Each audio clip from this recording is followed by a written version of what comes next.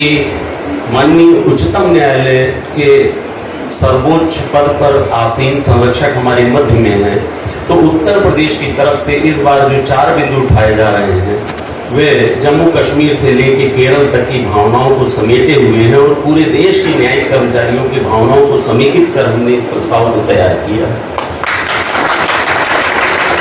माननीय महोदय, मैं इसको आपको हस्तगत करने के पहले मैं चारों बिंदुओं को आपके समक्ष प्रस्तुत भी करना चाहूंगा, जिससे हमारे साथी हमारी बातें आपको थोड़ी सी समझ में आ जाए। मैं प्रयास यह करता हूं कि मैं मतिमंद आपको अपनी बातें उस तरह से पहुंचा सकूं अपने टूटे फूटे शब्दों में।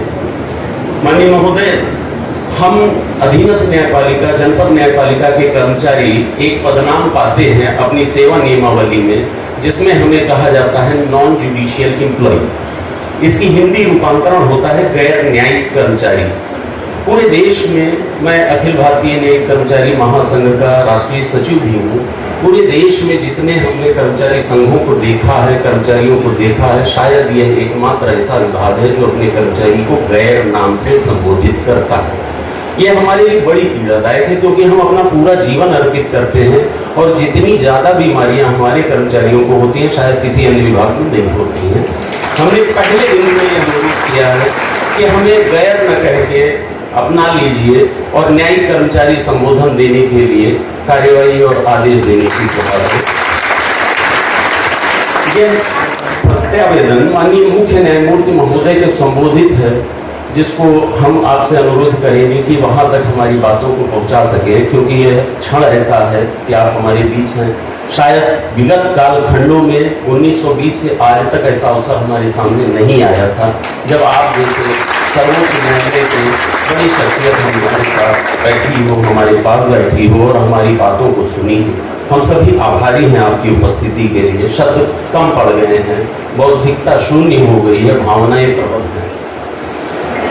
जनपद न्यायालयों में अवस्थापना पर बड़ा कार्य हो रहा है, लेकिन यह अवस्थापना व्यवस्था जो हम कर्मचारी मानते हैं कि कर्मचारियों पर केंद्रित नहीं हो पाई है अब तक। अवस्थापना व्यवस्था में आज की स्थिति में किसी भी जनपद न्यायालय में प्रदेश के पत्रावलियों के अनुपात में अलमारियां और रैक भी नहीं। यह एक हमारा बड़ा बिंदु है। किसी भी कार्यस्थल पर कर्मचारी के लिए कोई लंच रूम की जैसी व्यवस्था नहीं है। महिला कर्मचारियों के शिशुओं के लिए कोई ऐसा स्थल नहीं है।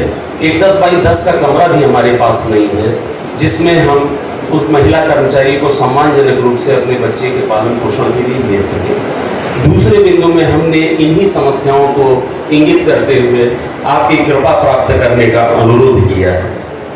तीसरे बिंदु में हमने यह विषय रखा है कि अधीनस्थ न्यायालयों में प्रतिवर्ष 2 लाख उत्तर प्रदेश में पत्रावलियां पढ़ रही हैं। प्रतिमाह वर्ष में 24 लाख पत्रावलियां पढ़ रही हैं। 2017 में हमारी पेंडेंसी थी 70 लाख। 2022 में हमारी पेंडेंसी हो जाती है 1 करोड़ 10 लाख। कर्मचारी उतने ही हैं, सेवानिवृत्त होते हैं, कुछ का देहांत हो जाता है। पत्रावलियों की संख्या लाखों में बढ़ रही है। हमने यह अनुरोध तीसरे बिंदु में किया है कि पूरे देश में बढ़ती हुई पत्रावलियों के अनुपात में कर्मचारियों की संख्या प्रतिवर्ष निर्धारित होती ऑटो रोटेशन के हिसाब से बढ़ती रहे, क्योंकि डिसाइड होंगी तब डिसाइड होगी। आज 79, 76 के पन्नों की भी जिम्मेदारी हमारी ही कंधों पर है। तो हमारा अनुरोध है कि हमारी कर्मचारियों की संख्या जो है वह पत्रावलियों के अनुपात में हो। चौथे बिंदु में हमने एक विषय रखा है, पूरे राष्ट्र की जनपद न्यायपालिका में जो कार्य पद्धति है या ई सेवा है या माननीय उच्चतम न्यायालय के आदेश है, वे एक समान रूप से प्रभावी है। केरल की न्यायपालिका हो, जम्मू कश्मीर की हो, असम की हो या गुजरात की हो, माननीय न्यायिक अधिकारीगण को पूरे देश में एक समान वेतनमान प्राप्त हो चुका है। हम सभी कर्मचारियों को न्यायपालिका की सेवा में जो लगे हैं उन्हें भी पूरे देश में एक समान वेतनमान प्रदान किए जाने के लिए विचार करने के लिए एक समिति बना दी है। उस समिति के समक्ष हम अपनी बातें रखें, वे माने सहमत हो, आगे देखा जाएगा। लेकिन यदि इन 4 विषयों पर आपकी कृपा हम पर हुई तो हम सभी अनुग्रहित होंगे और हम ही नहीं इन फाइलों में दबे हुए हमारे व्यवहार, हमारी बीमारियों से जो पारिवारिक कष्ट है, वे परिवार भी आपको सदैव याद रखेंगे। इस ज्ञापन को मैं माननीय महोदय को सौंप रहा हूँ आप सबकी तरफ।